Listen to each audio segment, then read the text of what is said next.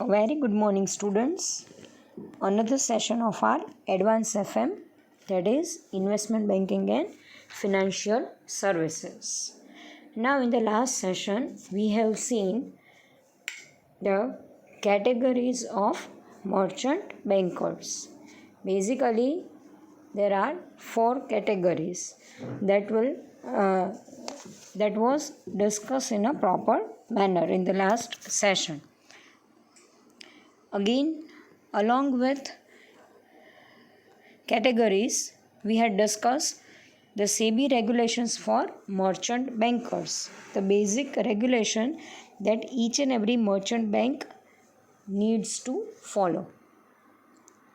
Today, we are going to discuss the obligations and responsibility of merchant banker, or in a simple term, we can say that the code of conduct. જે નૈતિકતા ભર્યું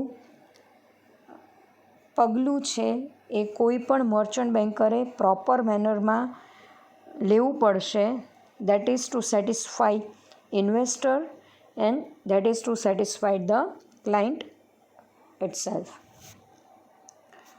Now we'll discuss the obligations or responsibility one by one.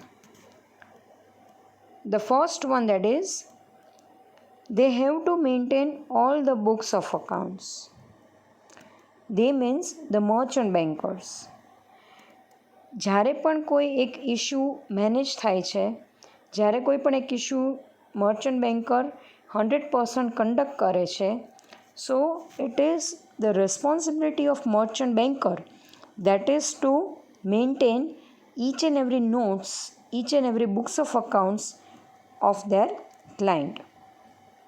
And in a books of accounts, we are going to include different financial statements, documents, or the thing which merchant bankers have to inform to SEBI. As far as when the SEBI is going to have the cross verifications of activities of the merchant banker, at that time SEBI is going to check, he is going to verify each and every notes, each and every books of accounts, each and every statements which is related with the public issue or which is related with the issue. So at that time it is necessary, that is to maintain different books of accounts.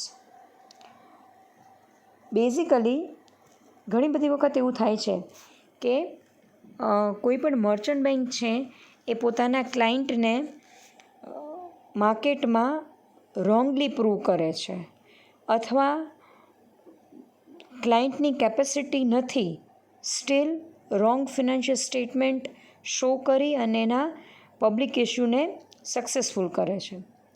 તો આ ટાઈપની activity છે એ આપણે બેન કરવાની છે, that is by SEBI. કારણ કે જો આવી એક્ટિવિટી કન્ટિન્યુ રહેશે તો ચાન્સીસ છે કે માર્કેટમાં જે પ્રોફિટેબલ ઇશ્યુ આવવો જોઈએ એ આવશે નહીં, અને ઇન્વેસ્ટર્સ જે છે બધા એ ઇન્વેસ્ટર્સનો બેઝિક એક જ ગોલ હોય છે, એક જ મેન્ટાલિટી હોય છે, that is a maximization of the return and the coverage of their risk. So with a proper verifications of the books of accounts which the organization or which the merchant bankers are using, that must be maintained in a proper manner so that SEBI is able to verify each and everything. Then after, the second one, merchant bankers should make all efforts to protect the interest of the investors. Main target એ જ હોય છે કે જે investor ઓર્ગેનાઇઝેશનમાં invest કરે છે, પોતાની capital છે એ કંપનીને આપે છે. તો અહીંયા કંપની જો ફ્રોડ કંડક્ટ કરતી હશે, કંપની જો માલ પ્રેક્ટિસીસ કરતી હશે, તો મર્ચન્ટ બેંકની ડ્યુટીમાં આવે છે that is to protect the interest of the investors. હવે કેવી રીતે પ્રોટેક્ટ કરી શકશે? સો with the help of proper statement, with the help of proper analysis of books of accounts.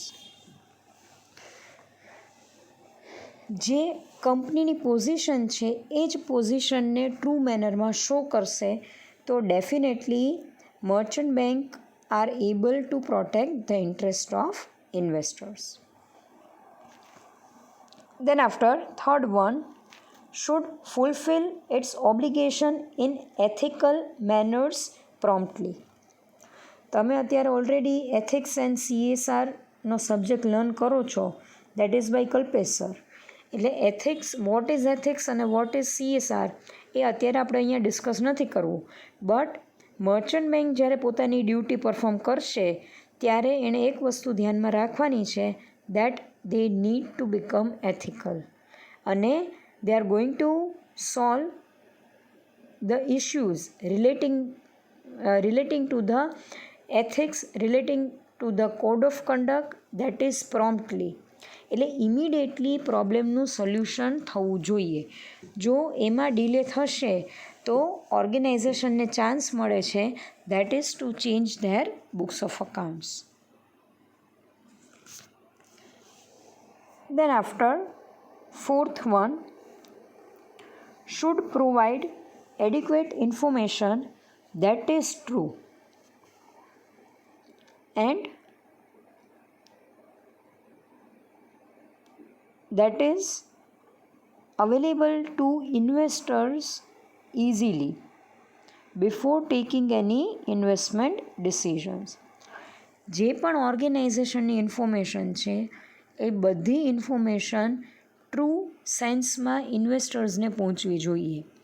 Plus અને એ ઇન્ફોર્મેશન જ્યારે એ ઇન્વેસ્ટમેન્ટનું ડિસિઝન લે છે એ પહેલાં જો એને પહોંચી જશે then the investor is able to take the rational decision.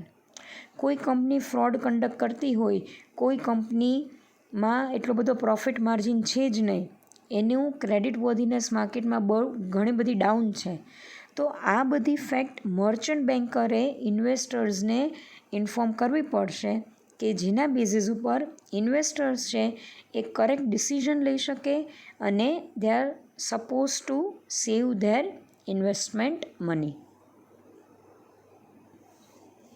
Next point, fifth one, have to ensure that relevant literature is made available to the investors. હવે ઇશ્યુને રિલેટેડ કોઈ પણ જો લિટરેચર્સ છે that is prospectus, offer document, the financial statement for the analysis purpose, એ બધા literature ઇન્વેસ્ટર્સને easily available હોવા જોઈએ. જો ઇઝીલી અવેલેબલ નહીં હોય દેન investors are not going to make investment in a company.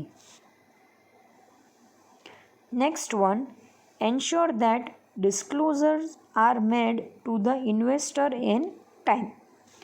Company જે પણ ડિસ્ક્લોઝ કરે છે, કંપનીના જેટલા પણ ડિસ્ક્લોઝર છે that is formal disclosure, that is easily available to our investor and that must be in a proper time. જો તમે એ ટાઈમ ગેપમાં તમારા ડિસ્ક્લોઝર અનાઉન્સ કરો છો અને ઇન્વેસ્ટર્સને ઇઝીલી અવેલેબલ થઈ જશે તો ચાન્સીસ છે કે ઇન્વેસ્ટરનો જે ટ્રસ્ટ છે એ આપણે ઇઝીલી બિલ્ડઅપ કરી શકીએ અને એક વખત જો ટ્રસ્ટ બિલ્ડઅપ થઈ જશે then they will continue with our organisation.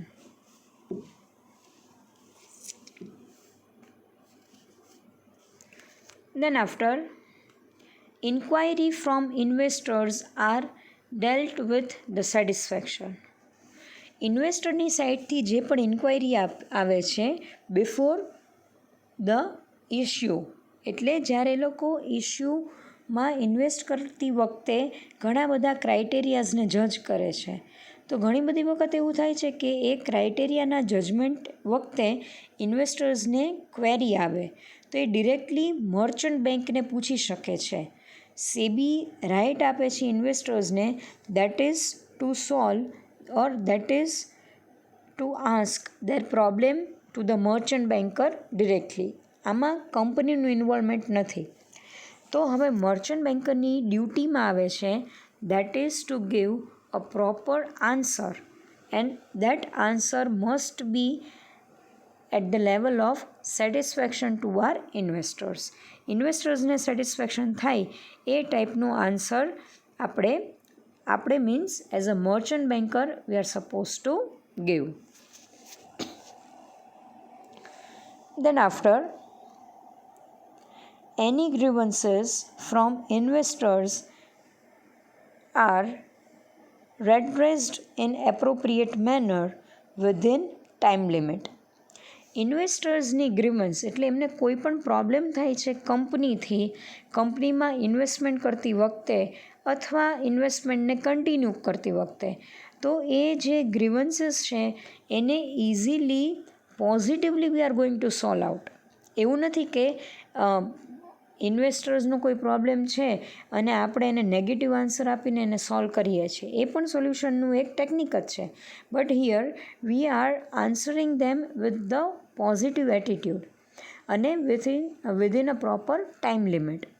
જો પ્રોપર ટાઈમ લિમિટમાં તમે પ્રોબ્લેમને સોલ્વ કરી નાખશો તો definitely investors will continue with the company, because કોઈ પણ જગ્યાએ જ્યારે પણ ઇન્વેસ્ટર્સને કે કોઈ પણ થર્ડ પર્સનને પ્રોબ્લેમ ક્રિએટ થાય છે અને જો પ્રોબ્લેમનું સોલ્યુશન પ્રોપર મેનરમાં નથી મળતું, પછી એ ઇન્વેસ્ટમેન્ટ ગમે તેટલું ફિઝિબલ હોય, ગમે તેટલું રિસ્ક ફ્રી હોય કે ગમે તેટલું મેક્સિમમ રિટર્ન જનરેટ કરતું હોય, but investor will definitely not continue with your organization, because the main reason is that they are not satisfied with the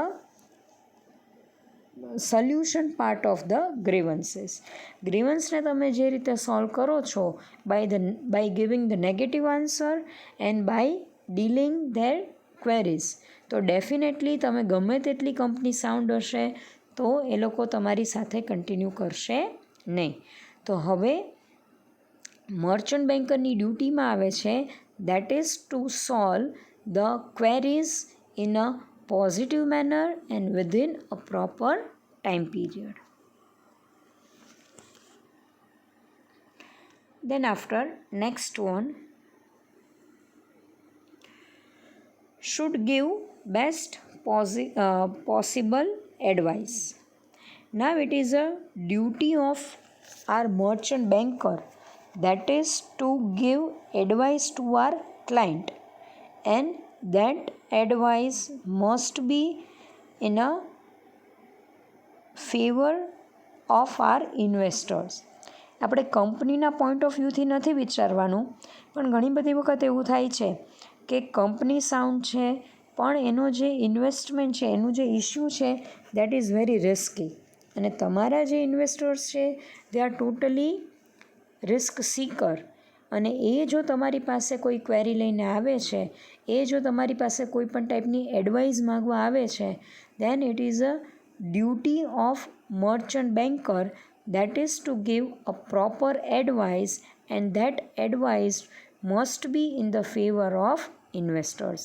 ઇન્વેસ્ટર્સને satisfaction થાય, એને કોઈ પણ જાતનો લોસ સફર ન થાય એ ટાઈપની એડવાઇસ આપણે પ્રોવાઈડ કરવાની છે, and it must also within the interest of the company.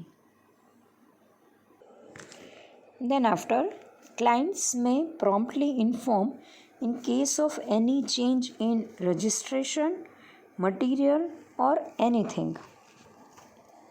Company સાઇડથી ઇશ્યુને મેનેજ કરતી વખતે કોઈ પણ ચેન્જીસ આવે છે તો એ ચેન્જની information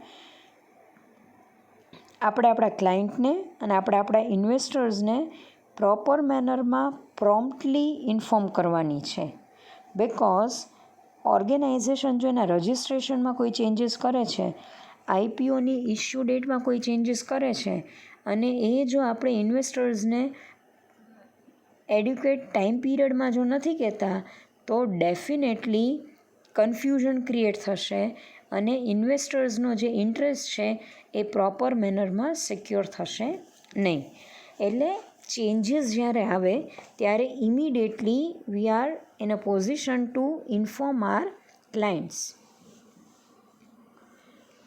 Then after, not indulge in unfair competition. Indulge, that is to allow someone.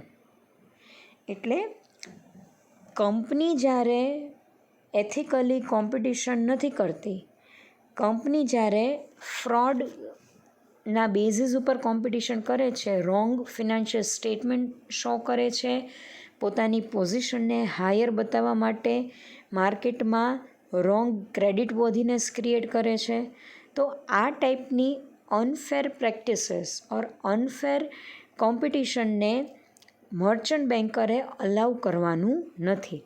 જો મર્ચન્ટ બેન્કરને ખબર પડે કોઈ પણ ઇસ્યુને મેનેજ કરતી વખતે કે કંપની છે that is involved in a fraud issue management, then directly the merchant bankers are going to inform company, that is to stop this kind of unfair competition or unfair practices.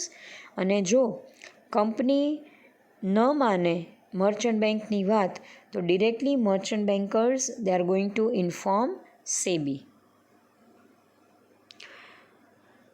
ઘણી બધી વખત એવું થાય છે કે confidential information we are not going to provide to anyone. અમુક કંપનીના financial સ્ટેટમેન્ટનું એનાલિસિસ આપણે ક્લાયન્ટ સાથે શેર કરી શકીએ, પણ કંપનીની જે ફિનાન્શિયલ સ્ટ્રેટેજીસ છે, કંપનીનો જે બેઝિક ફંડ રેઝિંગનો ક્વેશ્ચન છે, એનું યુટિલાઇઝેશનનો પાર્ટ છે, that is not going to share with anyone. But જો કોઈ આવી ઇન્ફોર્મેશન શેર કરતી હશે કે જેના બેઝિસ ઉપર કોમ્પિટિટર્સ છે એ એનો બેનિફિટ લઈ શકે, then definitely we are going to indulge them. એટલે આપણે એ પ્રેક્ટિસીસને સ્ટોપ કરવી પડશે અને ethically we are informing to everyone. The next one, that is not make any appropriate statement. Means misrepresentations of anything is not allowed. કંપનીની જે position છે, કંપનીનો જે પાસ્ટ રેકોર્ડ્સ છે અને કંપનીના જે ફ્યુચર પ્રોસ્પેક્ટિવ્સ છે, એના બેઝિસ ઉપર આપણે કોઈ પણ જાતનું મિસરિપ્રેઝન્ટેશન કરવાનું નથી. જે ફેક્ટ છે એ ફેક્ટથી we are going to inform our clients. આપણે આપણા ક્લાયન્ટને ઇન્ફોર્મ કરવાનું છે કે what is the company's position right now. આપણે ખોટા સ્ટેટમેન્ટ ક્રિએટ કરી અને ક્લાયન્ટ્સને આપણે મિસગાઈડ કરવાના નથી.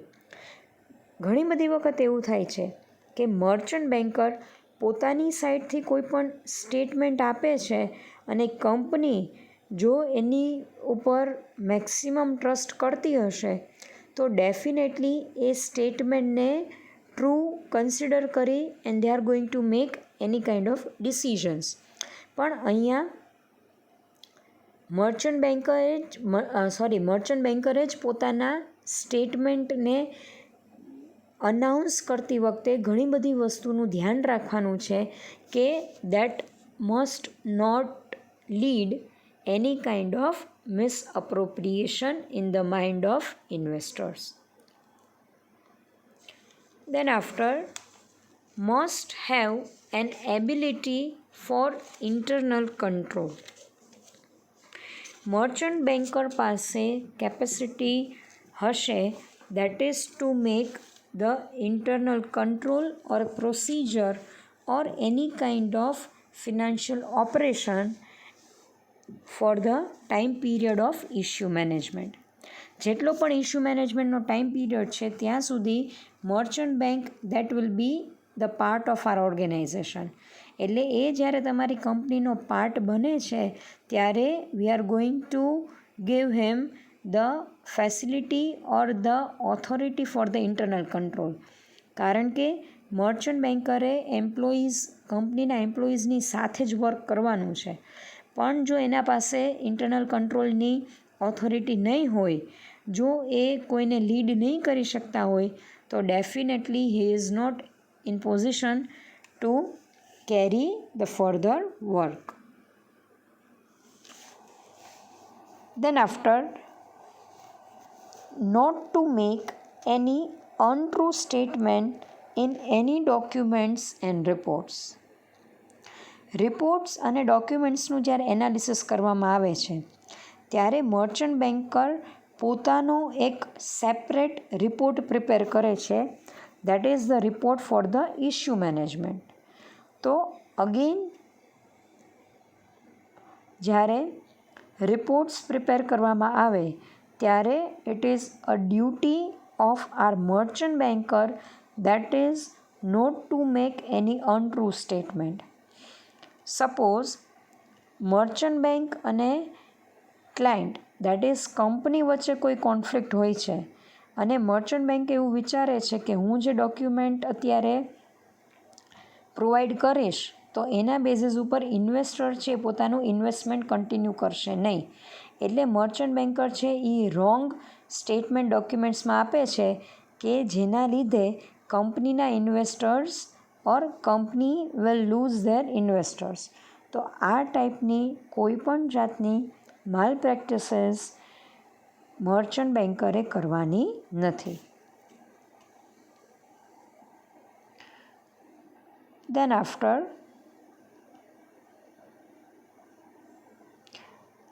employees who are appointed to conduct the business activities are proper and qualified. આ વસ્તુનો આઈડિયા મર્ચન્ટ બેન્ક જ્યારે કંપનીની સાથે કામ કરશે, દેટ ઇઝ ઇશ્યુને મેનેજ કરતી વખતે જ્યારે એ બુક્સ ઓફ અકાઉન્ટ્સ પ્રિપેર કરશે, એને વેરીફાઈ કરશે, ફિનાન્શિયલ સ્ટેટમેન્ટને વેરીફાઈ કરશે, at that time the banker is going to work with the actual employees of the company. હવે ક્યાંક પણ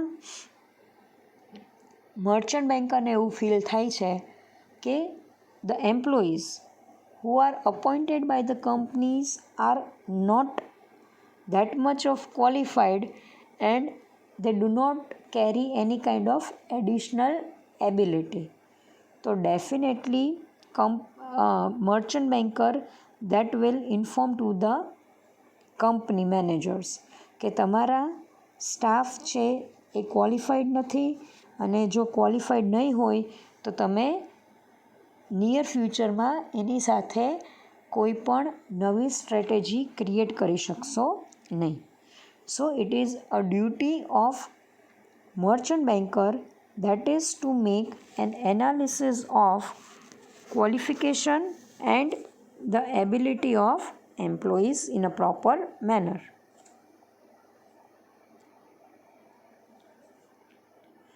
Then after, maintain rules and regulations and guidelines of SEBI. સેબીના જે પણ પ્રોવિઝન્સ છે, એના જે પણ રૂલ્સ રેગ્યુલેશન્સ છે એ પ્રોપર મેનરમાં ફોલો કરવાના છે, પ્રોપર મેનરમાં મેન્ટેન કરવાના છે. And then after he is going to carry his work. So this is about the code of conduct or we can say that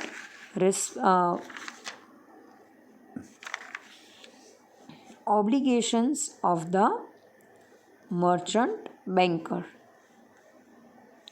હવે અમુક એવા પોઈન્ટ્સ છે that we are going to discuss. Suppose the merchant bankers are going to enter into the agreement with the issuer.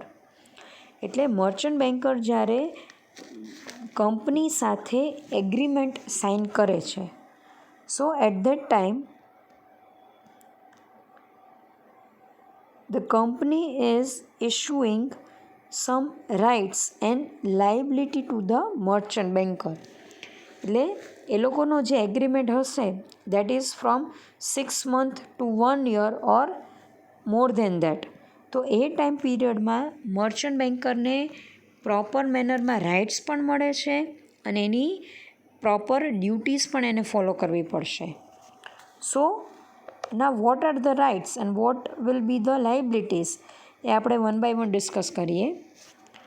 Rights that is relating to the issue mainly with the disclosure and responsibilities relating to the disclosures, plus for the allotment of the shares and refund are clearly defined in the agreements.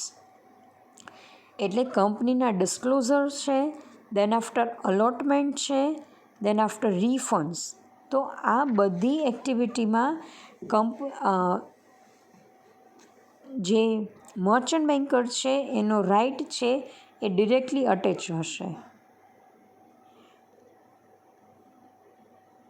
Then after the statement that providing details of responsibility is to be furnished by the lead manager to SEBI within a proper time period. એટલે જે પણ responsibility, liability, rights જે પણ company એને provide કરે છે merchant બેન્કર્સને, એ બધાનું એક પ્રોપર સ્ટેટમેન્ટ, એક પ્રોપર ફોર્મેટ વાઇઝ મર્ચન્ટ બેન્કરે સેબીને શો કરવું પડશે with a proper time period from the agreement date, કે સેબીને પણ આઈડિયા આવે કે પર્ટિક્યુલર મર્ચન્ટ બેન્કર છે એ પર્ટિક્યુલર કંપનીમાં કેટલા રાઇટ્સને ફોલો કરે છે અને કેટલી રિસ્પોન્સિબિલિટી છે એને નિભાવે છે. સો જ્યારે પણ એગ્રીમેન્ટમાં એ લોકો એન્ટર થાય છે at that time they are going to share the rights and they are going to share the responsibility. Then after we are talking about the underwriting. Underwriting commission તમે અકાઉન્ટ્સમાં લર્ન કરી ગયા હશો, I think in second year, third or fourth સેમિસ્ટરમાં અંડરરાઇટિંગનું commission તમારે આવતું હતું. સો અહીંયા જ્યારે મર્ચન્ટ બેન્કર છે તમારા અંડરરાઇટર તરીકે વર્ક કરે છે ત્યારે કઈ કઈ સિચ્યુએશન હશે કે એની રિસ્પોન્સિબિલિટી ક્યાં સુધી લિમિટેડ હશે એ આપણે અહીંયા ડિસ્કસ કરીએ છીએ. The lead manager shall undertake to accept a minimum underwriting obligation of 5% of total underwriting commitment or rupees 25 lakhs, but whichever is lower. Total ઇશ્યુના 5% or 25 lakhs સુધીની રિસ્પોન્સિબિલિટી છે એ એઝ અ અંડરરાઇટર તરીકે મર્ચન્ટ બેન્કર છે એ કેરી કરશે. આનાથી વધારે જો અમાઉન્ટ એક્સિડ થશે then SEBI will not allow the merchant banker to act as an underwriter to a particular organization. Then after the next point, that is disclosure to the SEBI. હવે અહીંયા આપણે જે મર્ચન્ટ બેન્કર છે એ સેબીને કયા disclosure show કરશે એનું આપણે discussion કરીએ છીએ. The first one, that is responsibilities of the merchant banker with regards to the organization, that already we discussed.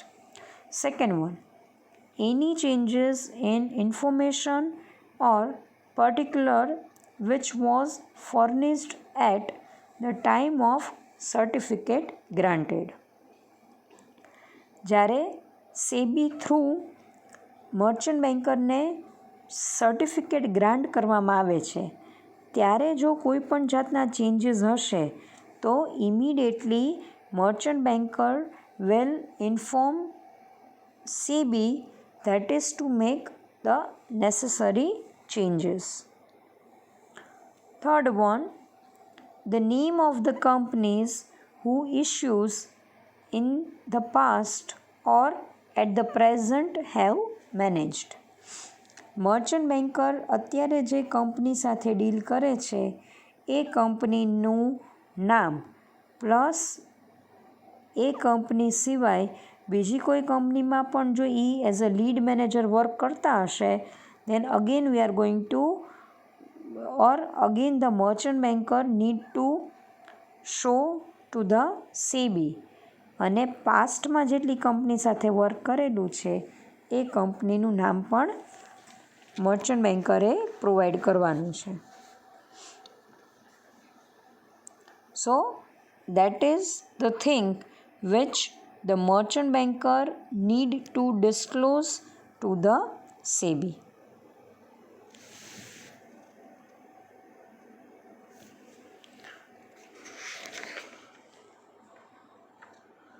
So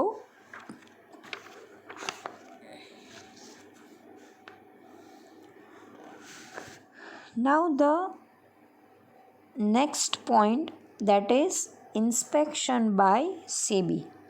હવે સેબી જ્યારે મર્ચન્ટ બેન્કર્સનું એના વર્કનું જ્યારે ઇન્સ્પેક્શન કરશે ત્યારે how they are going to inspect that is to be discussed in a next point. Basically સેબીને ultimate right છે કોઈ પણ મર્ચન્ટ બેન્કરની એક્ટિવિટીને પ્રોપર મેનરમાં એનાલાઇઝ કરવાનો અને એ જે બુક્સ ઓફ અકાઉન્ટ્સ પ્રિપેર કરે છે તો એ બુક્સ ઓફ અકાઉન્ટ્સને પ્રોપર મેનરમાં વેરીફાઈડ કરવાનો. So now SEBI is entitled to undertake the books of accounts records and documents of a merchant banker for the inspection to ensure that the books are maintained in a proper manner and as per the requirement of SEBI Act. આપણે જેવી રીતે અકાઉન્ટ્સમાં as per the companies act books of accounts prepare કરીએ છીએ for the auditing purpose, તો same મેનરમાં સેબીના inspection વખતે it is required to maintain each and every books of accounts in a proper manner so that SEBI is going to verify the different books of accounts.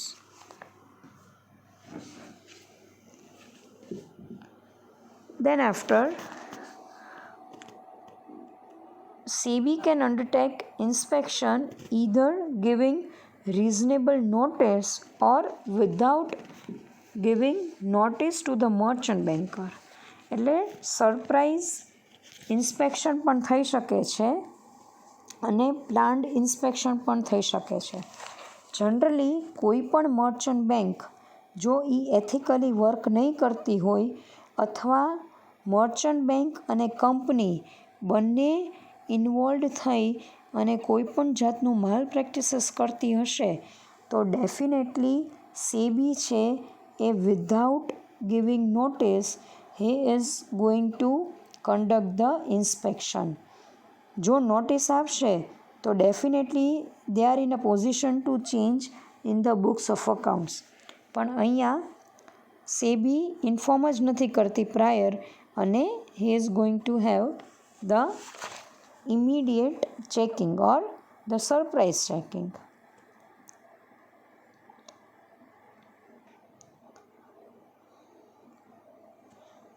ઘણી બધી વખત એવું થાય છે કે મર્ચન્ટ બેન્કરે ફ્રોડ કરેલું હશે, કોઈ પણ એરર કમિટ કરેલા હશે તો સેબી છે એને ઓપોર્ચ્યુનિટી પ્રોવાઈડ કરે છે that is two explain themself. પોતાની સેલ્ફને એક્સપ્લેન કરવા માટે મર્ચન્ટ બેન્કરને પ્રોપર ટાઈમ પીરિયડ આપે છે કે આટલા ટાઈમ પીરિયડમાં તમારે સેબીને પ્રોપર મેનરમાં ક્લેરિફિકેશન આપવાના છે કે તમે આ ટાઈપની પ્રેક્ટિસીસ શું કામ કન્ડક્ટ કરી. જો એ ટાઈમ પીરિયડ પછી મર્ચન્ટ બેન્કર જો સેબીને સેટિસ્ફેક્ટરી આન્સર નથી આપી શકતા then SEBI is in a position to take a legal action to the merchant bankers. એટલે એની સામે ક્રિમિનલ લાયબિલિટી ઓર સિવિલ લાયબિલિટીના બેઝિસ ઉપર સેબી કોઈ પણ જાતની એક્શન લેશે અને એની પાસે એટલો પાવર છે કે એનું જે સર્ટિફિકેટ ગ્રાન્ટ કરેલું છે that is two act as a merchant banker, A certificate પણ પાછું લઈ લેશે અથવા એને કેન્સલ કરી શકશે. સો that's all about the obligations or responsibility of the merchant bankers. So now in the next session we are going to discuss the functions of merchant banking, and that is really very small topic, so that we'll discuss in a next session. Thank you so much.